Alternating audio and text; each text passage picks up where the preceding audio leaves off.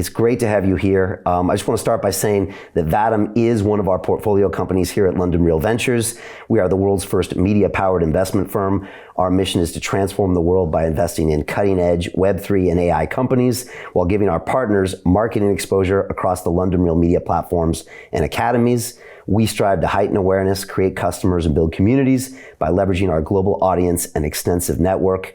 Eric, super excited to be part of your journey with Vatom. And look, I still remember that Zoom call with you and your team a few months ago. And when you started dropping the demos of your products that you created for Google and PepsiCo and Starbucks, and don't worry, we're gonna show a few of those later. Like, everybody's on the call, our collective jaws just dropped. Like, we were just massively impressed with what you built. And look, I've been deep here in Web3 for the past 2 years, and I've spent time speaking with some of the biggest names in blockchain and the biggest names in Metaverse, including, people like Sebastian from the Sandbox and Yatsu of Animoca Brands. But I had never seen anything like what you guys had created. I think you built what everybody has been wanting and what everyone's been waiting for. And I've actually now started playing myself with it to build London Real's Web3 experience. Yeah, and I'm even more impressed with everything you can do in there. So that's a pretty intense start. But for people that don't know, how do you explain, what is Vatom? How do you explain that to them? Well, Vatom, first of all, what it stands for is the word virtual atom, together meaning Vatom.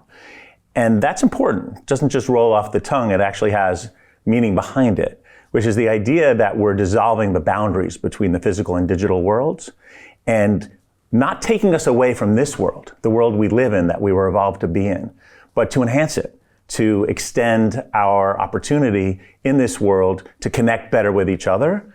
And so what Vatom does is it allows us to connect better with each other.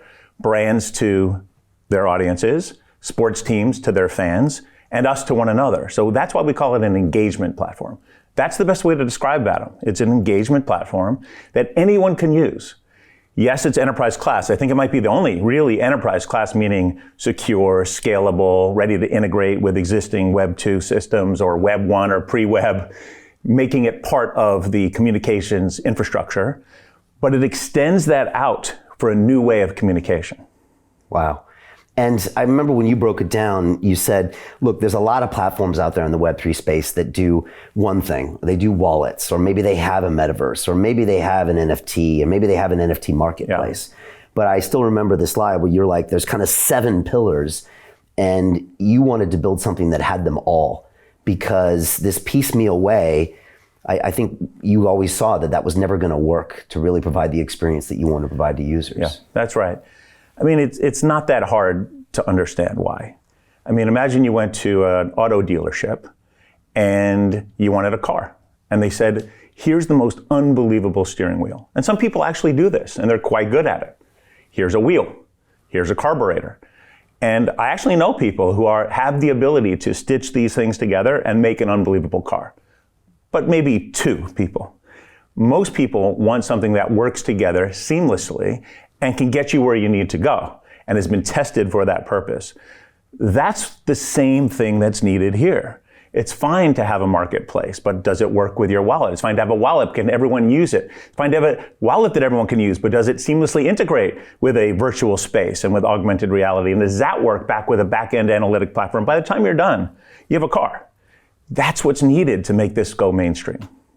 We all heard about this metaverse. So like my mom, she's in San Diego and she's in her 70s, and I try to explain to her what the metaverse is, and she's like, what is it? Do I have to wear the goggles? Right. And I think the public, I don't know if they even understand what a metaverse is. Right. How do you explain it to them? Is it about putting goggles on and hanging out, with Zuckerberg in a virtual room? Or is the definition has it been miscommunicated to the public? I think it has.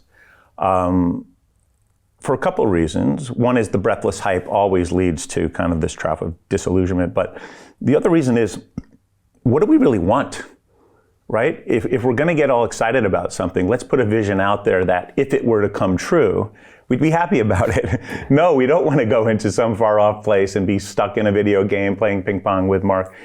What we want is to extend our experience to talk to each other better. It's really interesting.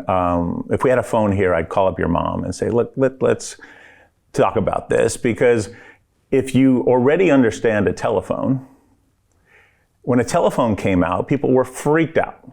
You're never going to see your mom again. Why would you go see your mom if you could call her on the phone? It was going to destroy society. Truth is, telephone actually was really useful. It helped us connect with each other better. And I think there's a lot of negatives that have come of the evolution of the telephone to become a smartphone that actually gives us information about people instead of connecting us better, creates disillusionment, creates loneliness and disconnection. But the telephone itself, the idea of a communication over long distances is strong, right?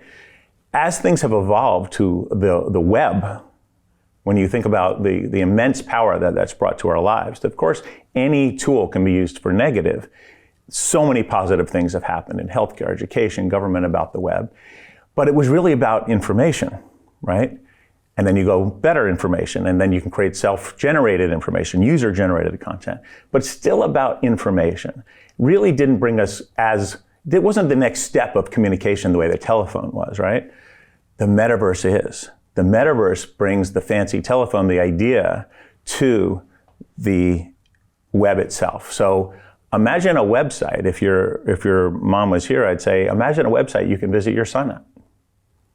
It's that simple, right?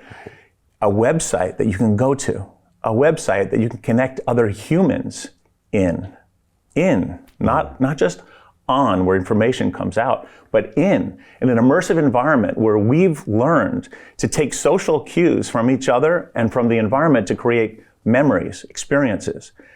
That's going to change education. What is education? It's something that you want to get deeper into that you can remember later and then apply, right? What is communication? It's a way to take all the different social cues and actually impart information from one another to create relationships.